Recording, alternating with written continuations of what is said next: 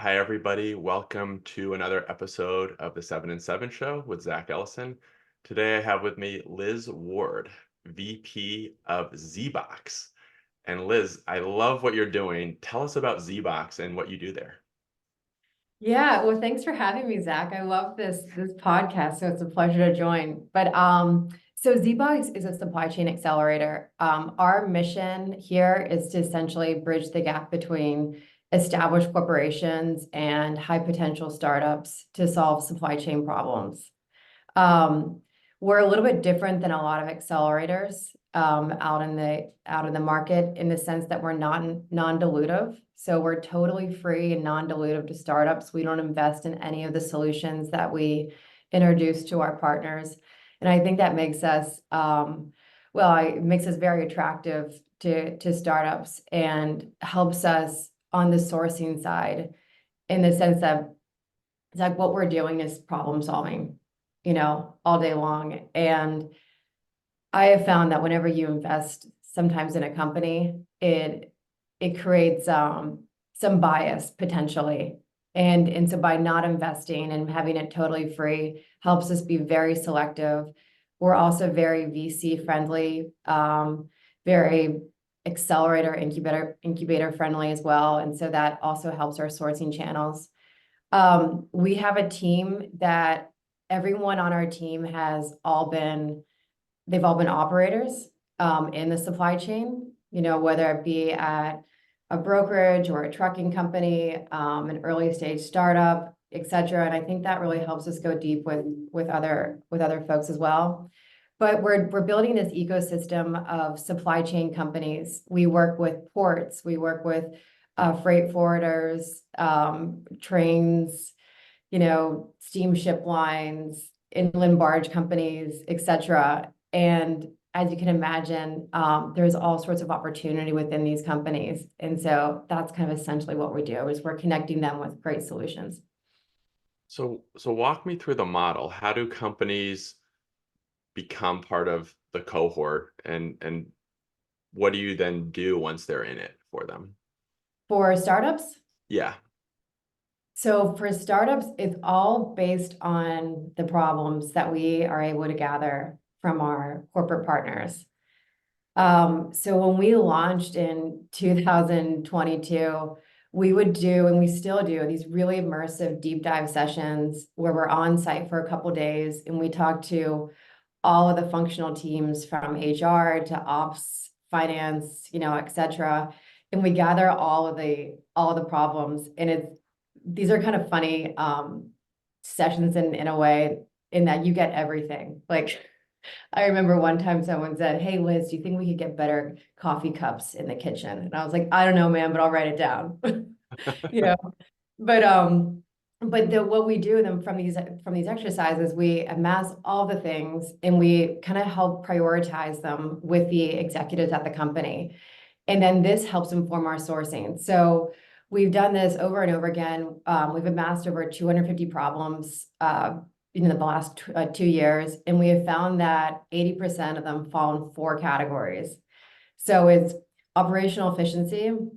How do I get my stuff there better, faster, cheaper? The second is decarbonization of the supply chain. This is kind of a newer category, especially in the US. Europe is very much advanced, but this could be anything from exploring alternative fuels to investing in new infrastructure, to ways of calculating your carbon emissions. Like it's really like a loaded field. So that's number 2. And the third is scalable AI. How to automate the back office function. This is where a lot of the AI solutions have come in and are doing like really great things. Automating a lot of the manual work or the dirty, dangerous, dull kind of tasks, that people don't want to do. And then the fourth is the future of work. And how we think about the future work at ZEBOX is not just your relationship with your employee, but with your customer as well. So this could be everything from safety to thinking through better e-commerce solutions, meeting the customer where they are, making it easier for them to work with you, all sorts of things in that category. So we focus on those 4. And that's really how we source the startups. And so for the startups, it's like they've got to just hang out until we have something for them, you know?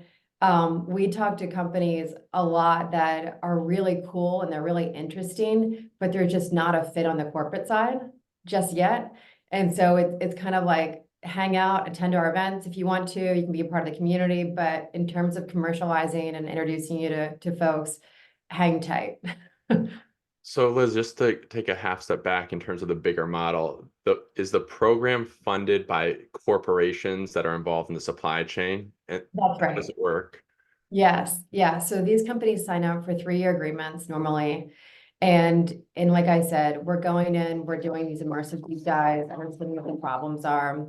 Um, as you can imagine, on the corporate side, we're really an extension of their innovation team, or in some cases, we are their innovation team. So we're able to go through the stack of startups that are reaching out to them, or to find startups to introduce them, but take the burden of all the sourcing and the due diligence and the evaluation off the table, off their hands, which is a huge time savings. And it frees up those resources to really focus on distilling what projects are most important for that organization now, and also the execution part. Introducing a startup is no small feat inside a large organization. So if I were to summarize, I think of it as corporations that are involved in the supply chain have a lot of problems that they're trying to solve to make their businesses better and to make more money. Opportunities. A lot of opportunities, and then with that, problems as well. And right, and so they come to you and they fund this program, and then ZEBOX goes out and finds amazing startups that can help solve these specific problems that you've identified that the corporations have. That they're basically saying, we've got these issues that we need a solution for involving innovation and technology, and you're basically finding all the companies that can solve those problems. Yes, perfect. Okay, great. That's a great model. And so in terms of what ZBox gets out of it, how do you guys benefit from all of this? Well, we benefit by working with awesome companies, that play big roles in our supply chain. And so one incremental improvement in one of those organizations has a far-reaching impact on the entire chain. So that's one huge benefit. I also think that we're in a really great position in that we're kind of like Santa for startups. Santa Claus for startups, in that because we don't take equity and it's totally free and we're selective, which means that we have all sorts of founders in our network that are just amazing people building awesome companies. And to watch that, kind of on the sidelines, and then also make the connections with the corporations, and then you see the company evolve even more. It just feels good, to do something that's not like, it's just more pure, you know? There's no hidden agenda here. It's we want to connect really great companies with others to move things forward. I think it's a great model, and you have a unique skill set for it. Let's dive into your background and how you got here. Yeah, so I first started out, you're not gonna believe this, but I first started out my journey in the supply chain. I've been in here for almost 20 years, but I started out working with the government on illicit supply chains. So the flow of like cocaine, heroin, weapons, we viewed it as, look, we know it's really bad, but it's run pretty damn well. So maybe there's some things we can learn from this. So that was like, looking back, I don't know, I had one of the highest clearances at age 23. Like it was like wild. So that was my first job out of college. And I did that for several years. And then I actually grew up in a family trucking company. So when I was doing the consulting thing, wrapping up with the government, I thought, gosh, I want to get back into business because I grew up with it all my life. And so that's when I entered trucking. And I started a trucking company with my brothers. It ultimately failed. And, looking back, I'm so proud in many ways of that whole experience, because I think failure is the best teacher that there possibly is, even though it's incredibly painful. But from there, seeing the pain of how hard it was to run a trucking company and the devastation of having to fire a lot of people at once and all the things, I really wanted to do something that was going to promote jobs. And so at that time, that's when a lot of the VC venture dollars were being poured into the supply chain trucking space. And so I was very early at Convoy, which was what the first Uber for trucking startup. And I thought this was a great way to create, like, to keep the trucks full, to keep companies in business, to keep things moving with the connectivity of the phone. And it was just a really interesting business model that was perfect for the time, because in many ways, the smartphone all of a sudden became free at all these AT&T and Verizon wireless stores. And so truck drivers bought them. And so immediately they had a way to connect to a broader ecosystem of freight and business through the app. And I So did that Liz, for a while. I'll Yeah. pause just for a quick sec. In terms of the model that Convoy used, just for folks that don't know, how would you summarize their model in simple terms? It's literally Uber for trucking, the trucking industry. So let's say a shipper has something to move, right? A load to move. They go on the Convoy system, they put it in, and it then goes out to all these truck drivers that are using the app, right? Got it. So Okay, so any of those truck drivers could basically say, I'm gonna go pick up that load. And yeah, it was fast. It's so much faster than having to call and email and fax and all the things. So and then also it benefited the truck driver because they got paid so much faster than if they were just to kind of wait around and submit their paperwork manually and all these things. So it was a fantastic business model. And these types of companies with the VC dollars being poured into the trucking supply chain space brought in a lot of great talent that was much needed. at its peak, I think Convoy had a valuation of 4 billion-ish, if I'm not Yeah, mistaken. I think it was like three. It was really high, right? But that was a really interesting company. So I was employee 40 there, and they grew to upwards of like 1,000 people. So they scaled really quickly, but they had a very smart team. The two founders came from Amazon. No real experience in the supply chain trucking space, right? But really smart guys. They brought on a lot of A-list investors from, Jeff Bezos, Bill Gates, Mark Benioff, even Bono from U2 invested. So it was like the coolest thing that happened when that happened. But not necessarily the best investors for Convoy. And I say this to founders, it's like, vet your investors, like, this is so important, because just because they have money doesn't mean they're going to be a true partner in the future. It's such a But good point that I want to actually get into that. We're going to come back to it because I want you to finish your story, and then in terms of how you got here, and then we definitely need to yeah, dive yeah, into how whatever. to choose investors. But so after Convoy, what did you do after?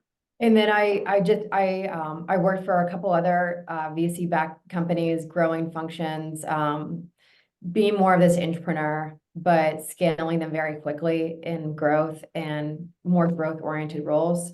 And then I did my own consulting for a while. And then that's whenever ZEBOX came up, and I thought it was just such a smart business model, because there's just a lot of startups out there, and there's just not enough buyers, homes for these startups. So I thought it was an interesting concept and one that was more sustainable.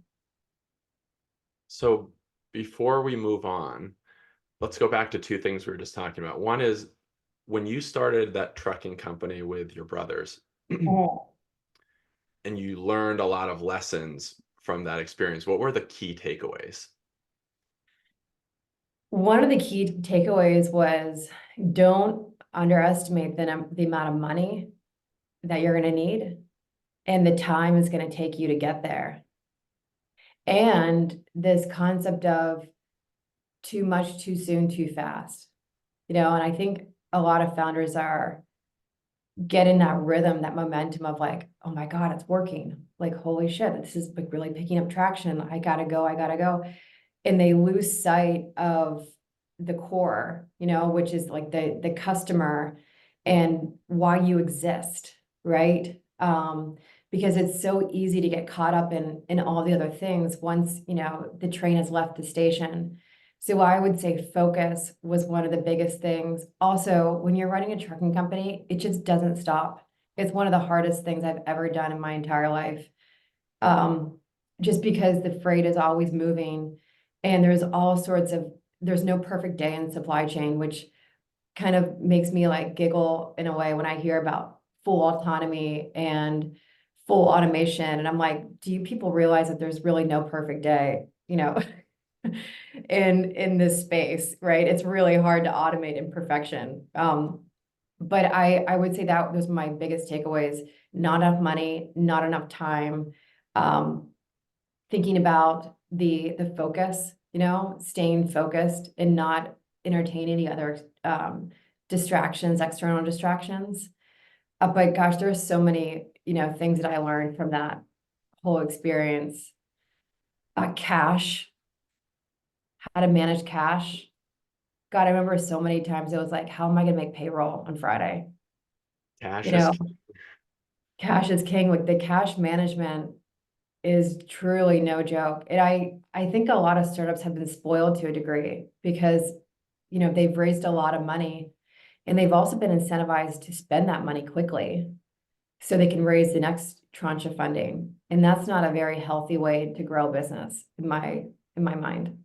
So this is a great segue into the current state of the VC ecosystem. And Yeah.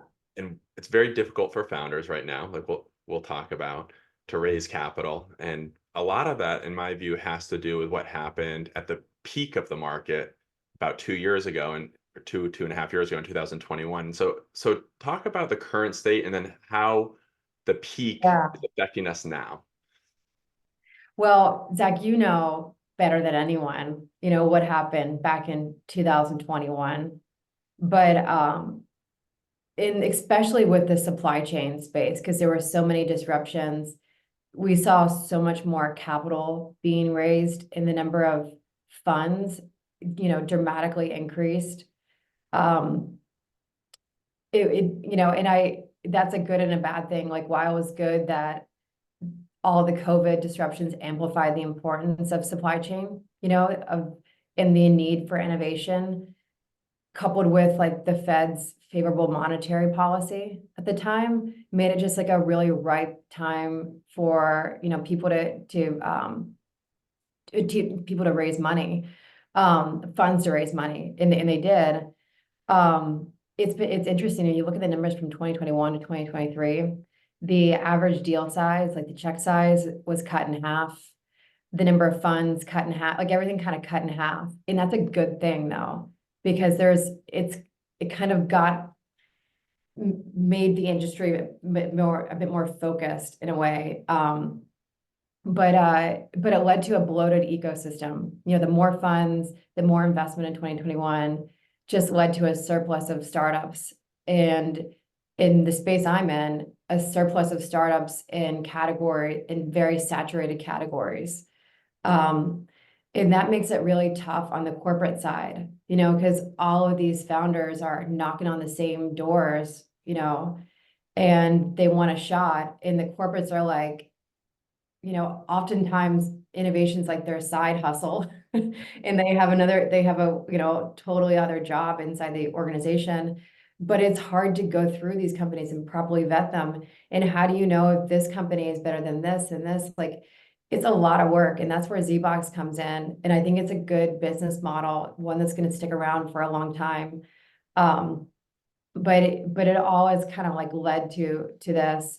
We've seen so many supply chain disruptions, from, of course, COVID, causing all sorts of things, all the lockdowns, the port closures, kind of emphasizing the importance of our just-in-time inventory, and the need for a better just-in-time inventory system.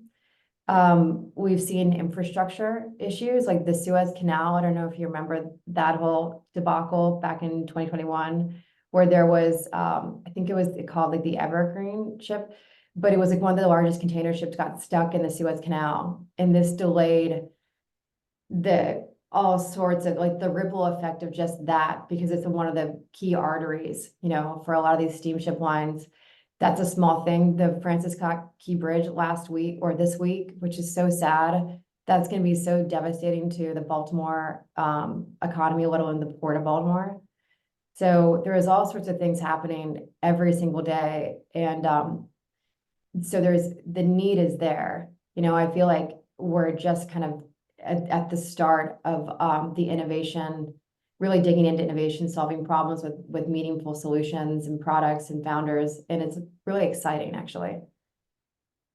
I think you're in a very good spot in terms of the stage of companies that you're working with, partially because of what happened with the peak market. Peak market syndrome is kind of what I'm going to call it, right? Yeah. Where there was so much money and it led to a lot of companies, startups, raising capital that quite frankly they didn't deserve, because they actually Mhm. didn't have business models that could reach profitability uh, Mhm.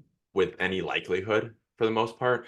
But there was just so much money flowing everywhere that people that had a decent pitch deck and a halfway decent idea raised a lot of capital at really, really high valuations that Yeah, almost none of which will be reached. Even the good companies are not going to probably reach their valuations from 21. you're so right. Like when you really grasp the valuations, it's impossible. 95% of them are impossible to Exactly. actually. And what I think is happening is I think there's going to be, there already are actually, a lot of zombie companies. And what I Yeah. mean by that is if you are a startup that raised a lot of capital at an absurd valuation in 2020, 21, first half of 22, and you're, say, a Series A, B, or C company that didn't really have a viable business model truly proven yet. And when I say viable business model, I mean a business that generates profit, that Wait, can what? Profit? wait, what? Profit? That's a word we didn't hear in 2021. It just came back into vogue, in 2023 and I'll this have year. to Google that term. No kidding around. I think a lot of founders and VCs need to Google it. But Yeah, essentially, yeah. so Yeah, continue. So essentially what I think has happened is we had a lot of companies that had such a low bar to clear that they raised a lot of money. And to your point earlier, there's this pressure to grow the top line at all Yeah. costs, or there was at that time. And they weren't profitable. They weren't going to be profitable probably for many, many years.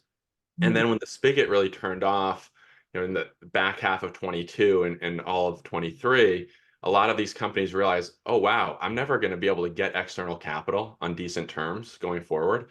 And so I need to figure out how to run a profitable business. Unfortunately, they didn't really know how. They had never learned. They had a lot of bad habits. And so a lot of those companies that were the Series A through C companies that had not yet reached profitability and a truly sustainable model, I think are all most of them are going to go out of business. I really do. I think a lot of them have been doing inside rounds with their existing investors, trying to Mhm. hold on, hoping to bridge to better days, hoping the market will open back up or Yeah. irrational exuberance will poke its head up again like it has in the public markets. But it just hasn't happened, and I don't think it's going to. But I wanted to get your thoughts on this because I mean, ultimately, it means a whole generation of startups is going to be lost. And probably the real opportunity now is in identifying companies that didn't go through that peak market, in the sense Mhm. that companies now have a much higher bar to clear, right? They have to Yeah. come in day one and have a viable business model in order to attract capital. And so I wanted to get your thoughts on that, given you talked about how it always takes longer to build a startup than you think it's Yeah. going to. And you always need more capital than you think. So how do you think about the market now for those zombie companies, but also for the new breed? Well, I think it's going to be interesting to see what happens to the zombie companies because they're not all bad. Some of them just don't know how to run businesses, but they've built great tech. Good point. And so I almost see this, there's an opportunity for a pseudo PE motion to happen inside this kind of zombie apocalypse. That I think is interesting. And because like I said, like it's not, you have to trust that people have invested in these companies. They've seen something in them. Like I think it's easy for us to kind of say, oh, these are just all like companies that just deserve to kind of fail. But like I said, a lot of them just aren't business people, but they're great technologists. And so there's, I think, stuff to leverage there. But I go back to understanding, maybe obsessing with the customer and their pain. That is like, for me, that's the holy grail of business. If you're in business and you're looking to sell a service or a product, like know your customer inside and out, know your competition and your place in the competition, like get in it. What frustrates me sometimes, Zach, is I hop on these calls with startups and they're eager to show the demo. They're eager to show the thing, and they're so elated that they've figured out a way to develop this product feature or that product feature. And you're like, what's the business? Like, you give me these crazy TAM kind of charts, and it's like so irrelevant. It's like, give me quotes. Who have you talked to? What are they saying? How painful is what you're doing? How is it so painful that they're going to switch what they're doing in addition to all the other things that they have to do on the corporate side? Are they going to put yours at the number one because it's that painful? Like I see startups just get into the they just buy their own bullshit in many ways, and they miss out the fun of it. I 100% agree. I see the same thing even with later stage companies that have already raised a couple rounds of equity capital, and they still have these decks that are kind of leading with the total addressable market, the TAM, as you said, and a bunch of big numbers that are totally irrelevant. Yes. And so I think that's changing though, because there is a huge push coming from the VCs and other Mm. capital providers to really find companies that are solving real problems, like you said. And I 100% agree. That's the number one thing I think we should be looking for as investors in the space. Do these companies solve problems that matter to Yes. customers? And that's Yeah. number one. Yes. And if you can do that, then there's the possibility that if you Mm. do a lot of other things right too, that you can get to a sustainable, profitable enterprise. Yeah. It's understanding the problem, understanding the competition, what the competition's offering, and then finding the gaps. That is the success of it. In addition to hiring great people, managing investor expectations, getting properly funded for your growth, not getting way ahead of your skis and thinking you're gonna 3x your revenue expectations the following year. Like that stuff kind of scares me. It's like the too much, too soon, too fast, And you look at companies that are in their second year or third year, and you're like, you should still be figuring a lot of these things out.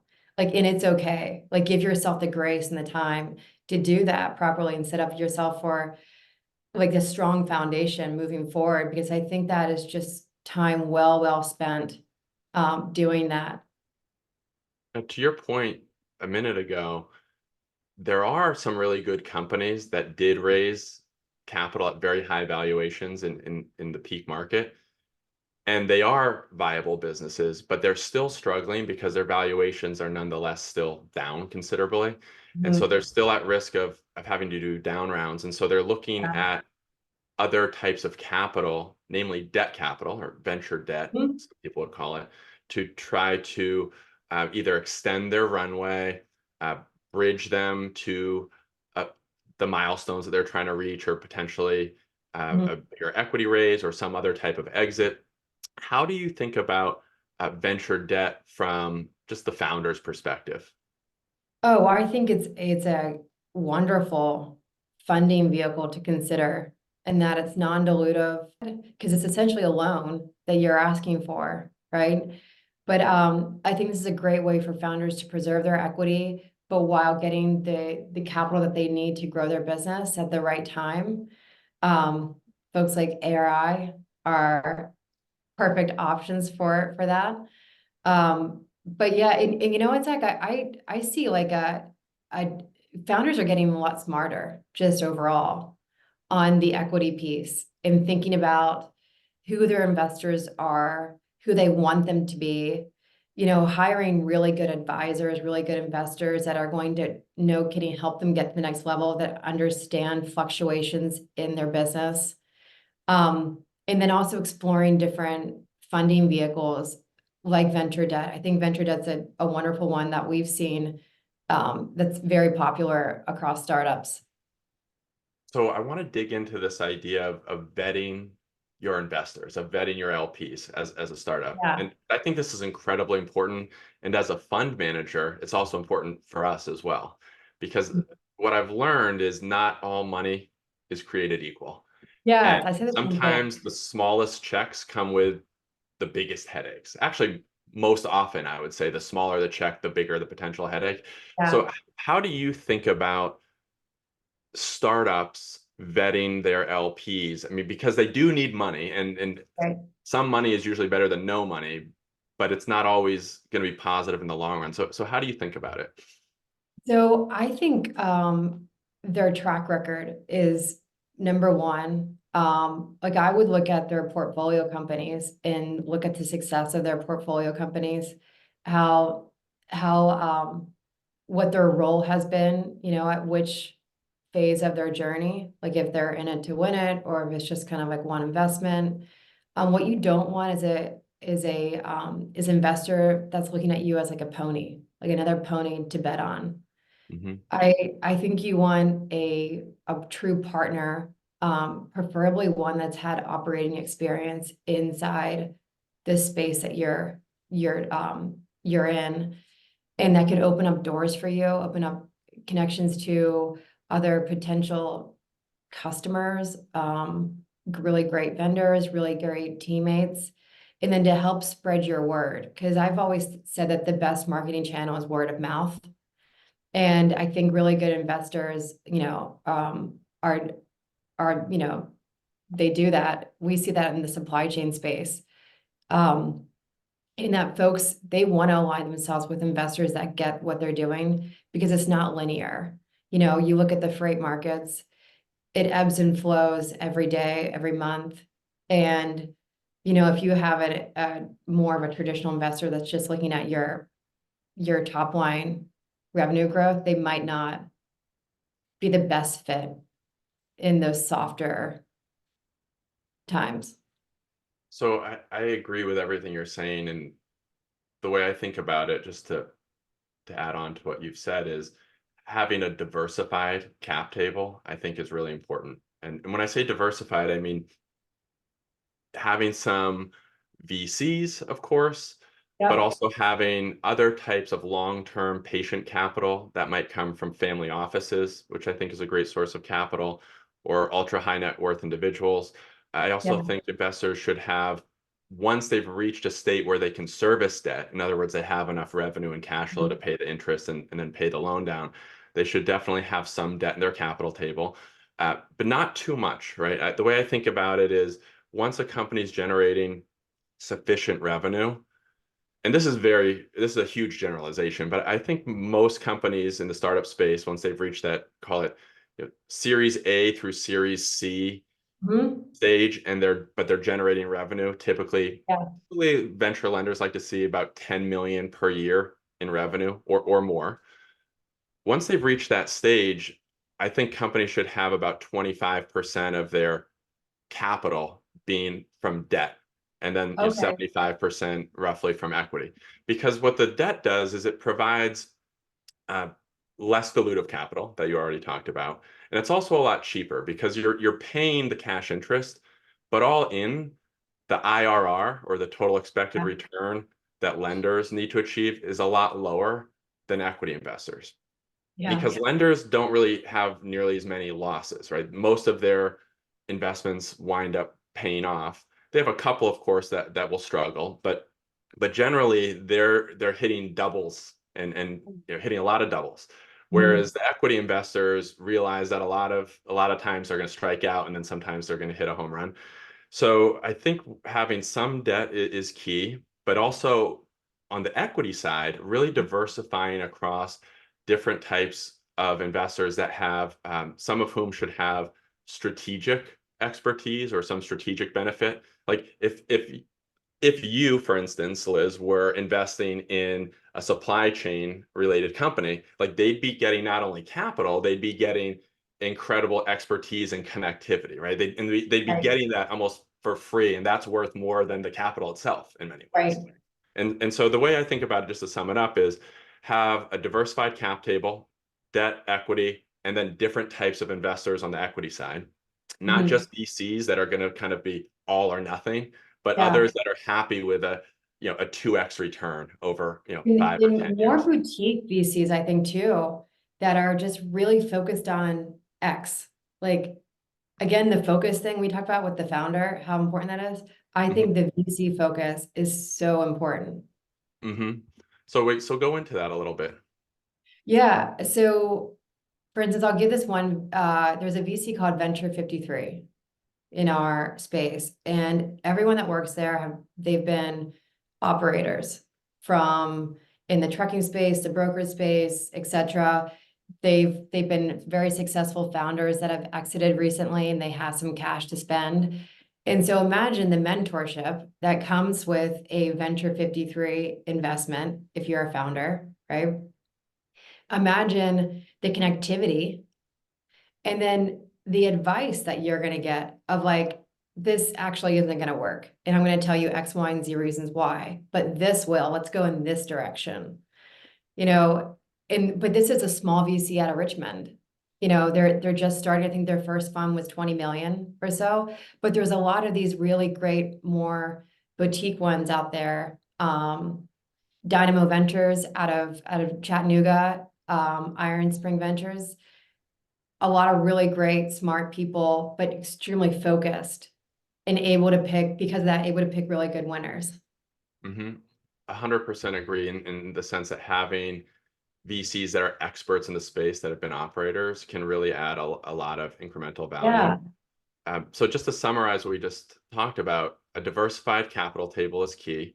So that means some debt, maybe 20, 25% of your total capital. And then on the equity side, having a diversified base of some long-term patient capital, that could be family offices or Mhm. high net worth individuals typically. Then also having a lot of strategic investors that have operating experience or connectivity in the space Yeah. that can help you operationally. And the other thing I'll mention too that I think is very overlooked, surprisingly, very surprisingly, is you should have a CFO. If you're going to go out and do a capital raise, you should have a good CFO. And if you don't have one internally, go out and pay to hire one for that raise, because I've dealt with some companies recently that have raised over 100 million in equity, mostly Mhm. in the market peak, and they don't really have any idea what they're doing in terms of their capital structure. They really don't. Yeah. And to me, if you don't have the right capital structure, your business is going to go nowhere. That's foundational, Mhm. right? If you sell Mhm. too much equity at an early stage, for instance, your company's toast no matter what, because you're not going to be able to attract later equity investors because there's not enough meat on the bone, right? If you And over that's leverage the company, yeah. you're going to have too much debt and you're not going to be able to service that debt. So I think having a very good CFO who understands how startups should optimize their capital structure is really important.